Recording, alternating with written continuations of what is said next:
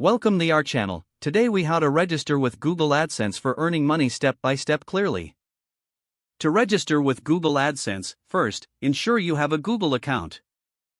If you don't have one, visit accounts.google.com to create it. Once you have a Google account, go to the Google AdSense website at adsense.google.com. Click on the Sign Up Now button. Enter your Google account email and password to log in if prompted. After logging in, you'll need to provide the URL of the website or blog you'd like to monetize. Make sure your site complies with AdSense policies and guidelines. Then, select the payment option that best suits your needs, either by check or electronic funds transfer. Fill in your personal information as required, including your name, address, and phone number. Read and accept the AdSense terms and conditions to proceed. After submitting your application, you'll receive a confirmation email. Google will review your application and website for compliance.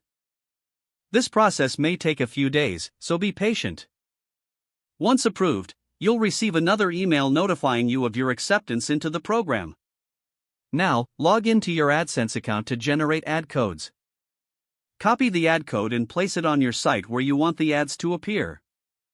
Monitor your account regularly to track earnings and performance.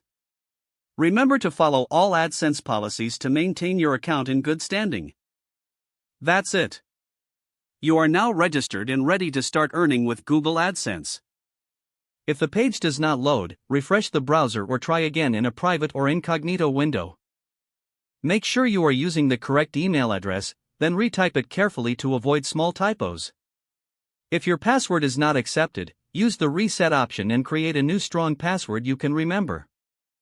Check your spam folder for verification or security emails, then complete any requested confirmation steps.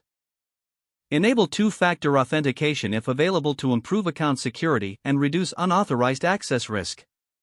After signing in, review your profile details so your contact information and settings are accurate and current.